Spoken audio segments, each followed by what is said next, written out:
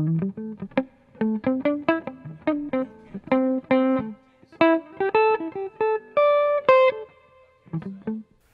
this is Drew Davidsen. Welcome to the CARVIN channel.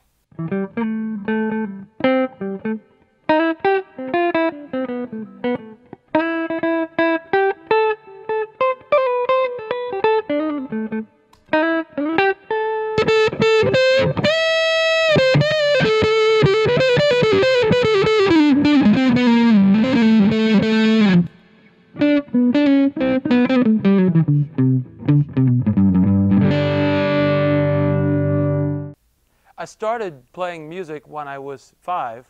My father would play bongos and I would copy the beats, and then I moved on to cello, which was a really interesting thing. And then I guess I was 13, I started holding the cello this way, and my father realized maybe I wanted to play bass. And then it wasn't until in the Navy that I discovered guitar.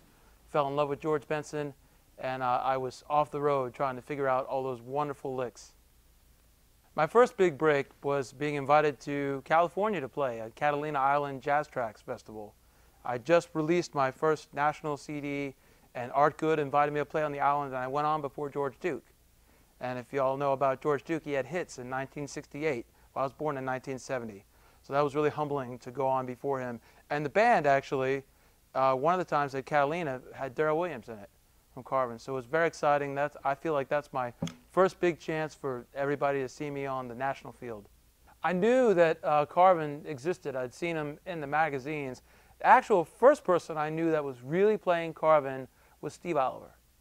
I was always seeing him at the festivals, making his guitar sound like a keyboard and all kinds of interesting things. But he always talked about the tone of his CARVIN, and he was a heavy CARVIN promoter.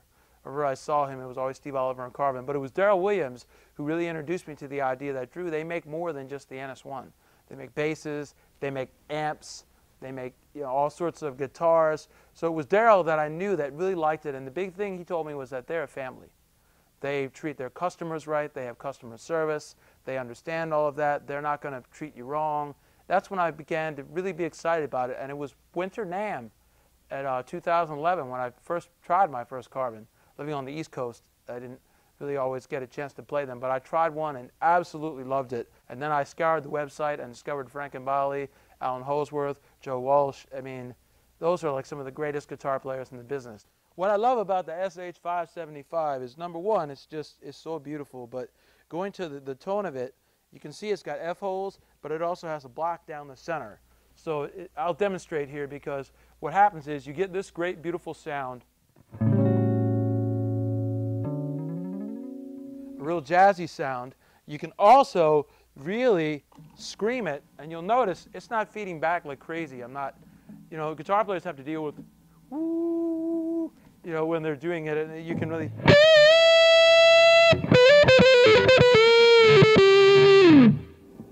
Another favorite thing, the heel joint. This is something that other manufacturers just are falling asleep at the wheel, I believe. They have all kinds of different heel joints, and this really allows you to really play high. This particular model, what really attracted me to it also were the outputs. You've got the electric out, the acoustic out, and the 13-pin synth out. The V3M. I recently discovered this gem, and I absolutely love it. I learned today that it was the best overall at NAMM, and I'm not surprised. I used it the other night for the first time on my gig, and it was so easy to operate that I now, within like 2 seconds, I can just set the thing up and have exactly the tone I want. There are 3 channels, 3 being the clean channel, 2 for me being a little less overdrive, and 1 being fully out in the open. Like here I have the drive to 5, and here I have the drive on 8. It's beautiful. Okay, Drew Davidsen Awards. Yeah, I like awards. It started with Guitar Player magazine, being one of the top 10 hottest new guitar players in the readers' polls. Then I won Best Gospel Jazz Album. Then I won 2 years in a row an award on a website called Indie Heaven for Jazz Artist of the Year.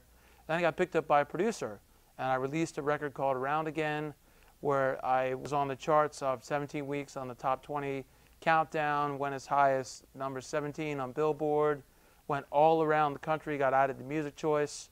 My Christmas album came and went to number 2 seasonally, features Chuck Loeb and Paul Jackson Jr. Then Spin Cycle came out, and right about that time I got nominated for an American Smooth Jazz Award and an Oasis Smooth Jazz Award for Best New Artist.